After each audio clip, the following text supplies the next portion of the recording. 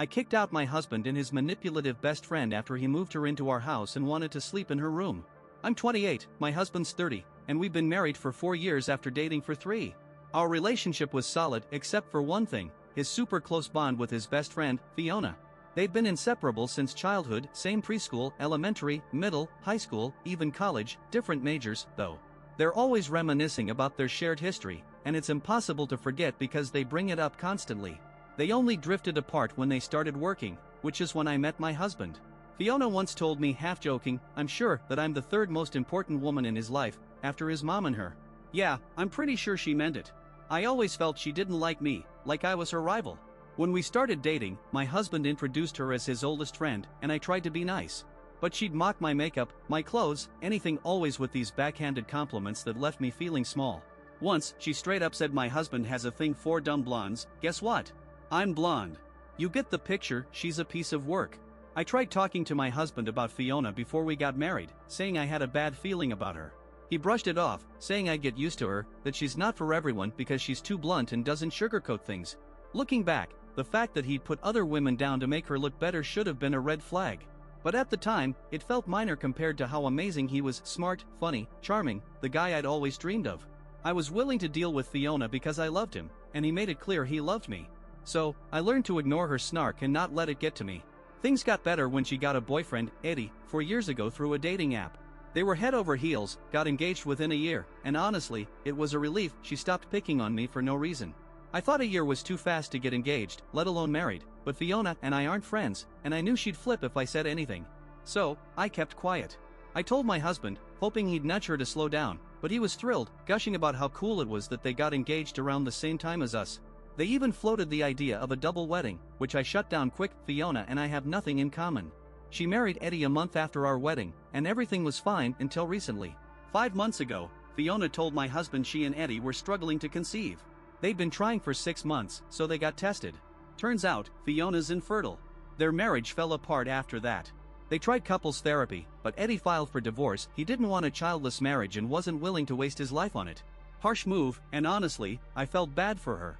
She started coming over to our place way more, and I tolerated it because I knew she was hurting, and my husband seemed to be her only real friend. She'd show up crying, he'd comfort her, and I couldn't be mad at someone going through that kind of pain, especially since she really loved Eddie. Then the divorce process started, with property division and constant meetings with Eddie, which crushed her. 2 weeks ago, my husband asked if Fiona could stay with us for a bit to feel normal again, saying she felt better around him. I said yes, but I regretted it the second she moved in. She criticized everything, my cooking, our decor, my TV shows. We had to do things her way because, according to my husband, she needed it. I told him I wanted her out. If she hated everything, she could go back to her parents. He begged me to let her stay, saying he was scared she'd do something stupid if we kicked her out while she was so fragile. I didn't want that on my conscience, so I kept quiet. But 2 days ago, they crossed a line, and I kicked them both out. I got home from work to find my husband moving his stuff from our bedroom to the guest room where Fiona was staying. He'd come home early to set it up, and they were still moving his things when I walked in. I was floored and asked to talk to him alone, but he said we could talk in front of Fiona. For the first time in weeks, she looked happy. I asked why he was moving into her room, and he calmly said he'd be sleeping there because Fiona was having panic attacks from the divorce and needed someone to comfort her at night. I froze, then told him that was not happening and he was out of his mind if he thought I'd be okay with it. He pulled his usual line, Fiona's like his sister, nothing to worry about. They both stood there smiling like that made it okay. I was so pissed and hurt I wanted to deck them both. Instead, I matched their energy, smiled back, and said I totally understood. My husband even had the nerve to say he knew I'd get it. While they kept setting up the room, I went to our bedroom, grabbed the deed to the house. My dad gave it to me when I got my first job, and it's in my name only. I went back to the guest room, sweetly asked if they were done unpacking, and when they said yes, I told them to pack up again because they'd be out on the street soon. I showed them the deed and said I wasn't putting up with this disrespect in my house anymore.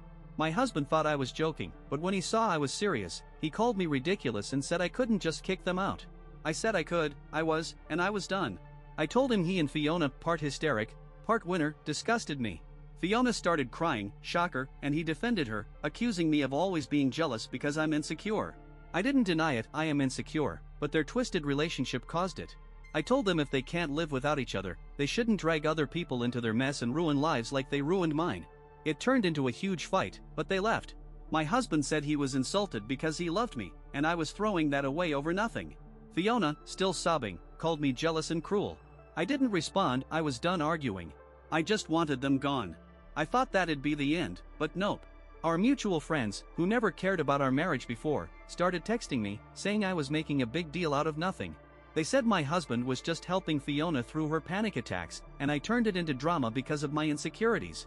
The messages were so similar, I knew he'd put them up to it. I ignored them, but then his family got involved, saying I'm heartless for kicking them out when Fiona's struggling.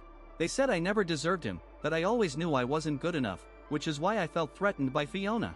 I realized arguing was pointless and blocked them all for my sanity. No one cared how I felt, just him and Fiona. Then my husband texted from a new number, saying he'd come back if I apologized. He repeated that Fiona's like a sister, he's never had romantic feelings for her, and I misunderstood everything. He loves her platonically, not like he loves me. He said losing me is killing him, that he messed up by leaving, but I overreacted and need to think calmly about the consequences because he doesn't want me to regret this forever. He's ready to fix things if we both apologize for the misunderstanding. I don't know how to react, I don't think I overreacted, but his message has me second guessing. Was I wrong to kick him out for wanting to sleep in Fiona's room to comfort her panic attacks? My take, I think OP did the right thing, no matter what kind of relationship her husband and Fiona have, romantic, sibling-like, whatever. It's not normal. Even if it's just a brother-sister vibe, it's still messed up, like some kind of psychological issue. This whole thing reminds me of the 2003 movie The Dreamers. If you haven't seen it, check it out. It's about a guy who meets a brother and sister with a super weird, codependent relationship. They don't sleep together, but they cross all sorts of lines, stuck in some childish dynamic as adults. It gets so intense the guy bails because they start doing dangerous, life-threatening stuff.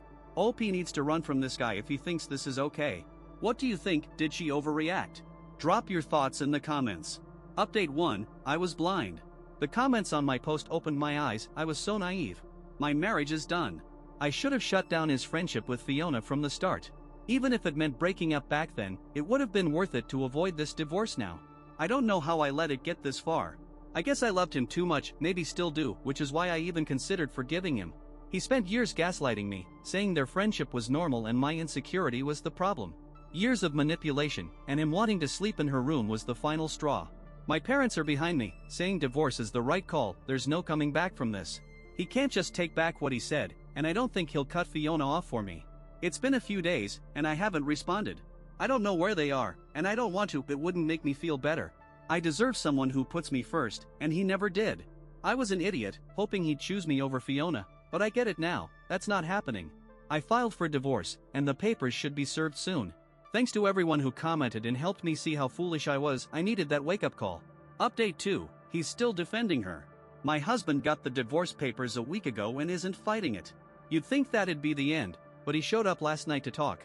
I wasn't expecting him, especially after I humiliated him by kicking them out. He said he needed to grab some stuff, so I let him in.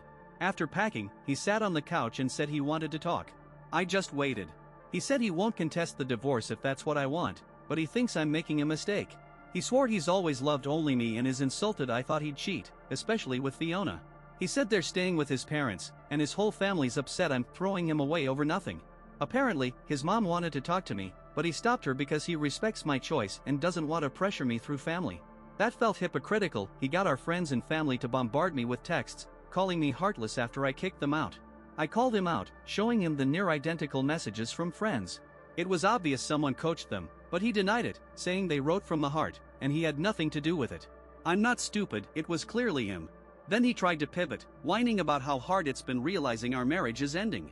He started crying, saying life won't be the same without me and he's desperate to fix it. The tears felt fake, like a performance.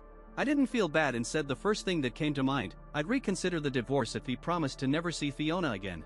That stopped him cold. He quit crying, and we sat in silence, waiting for the other to speak.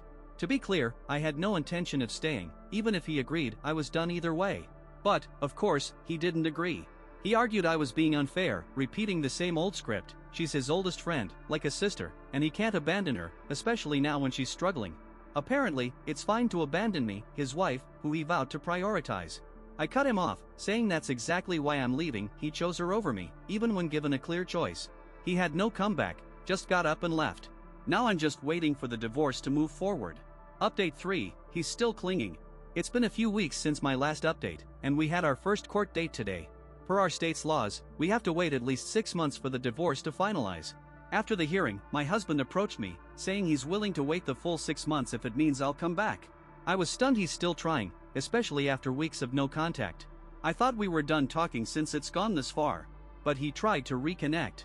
I asked if he's still living with Fiona, and he couldn't answer, just silence. I rolled my eyes and started heading to my car when he said Fiona can't go back to her parents because her mom's awful and blames her for the divorce, saying it's her fault she can't have kids. That's why she moved in with us, then his parents. I know I should probably feel bad for her, but it's hard to sympathize with someone who's always made me feel like garbage and ultimately caused my divorce. I told him, from the car, that Fiona has plenty of single friends who'd take her in, he just won't admit their friendship's toxic. That's why we're divorcing, but he still can't see it or admit moving her in was a mistake. We fought again, and it just confirmed I was an idiot for even considering giving him another chance. This marriage cost me friends, my sanity, and a ton of money. Fiona lived with us for free, and now I'm paying lawyer fees. I can't believe how much I forgave just because I loved him, when he couldn't even admit moving her in was wrong. He's so stubborn about her.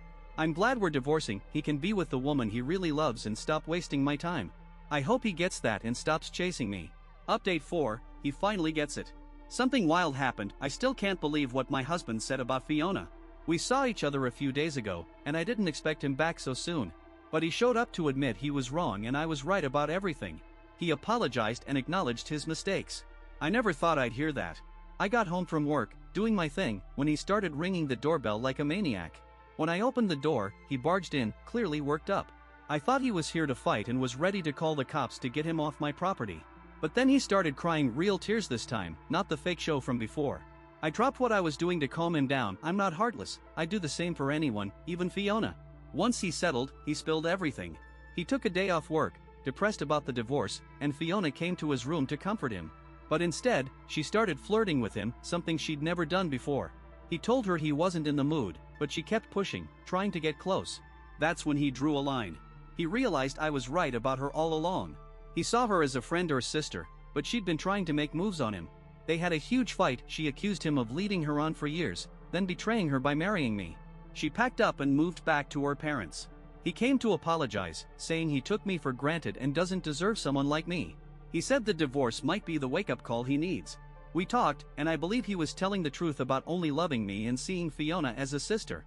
It wasn't enough to save our marriage, but it gave me some peace about my decision. We're still divorcing, but we're trying to end it amicably. I hope we can. My take, what do you think? Should Opie stick with the divorce or reconsider after his apology? It's a tough call. I lean 50-50. Maybe I'd stay, but I'm not sure it's right. If he let it get this far and didn't see Fiona's manipulation, something's off with him. What's your take? Thanks for watching. Check out our last video linked here, subscribe, and catch you next time.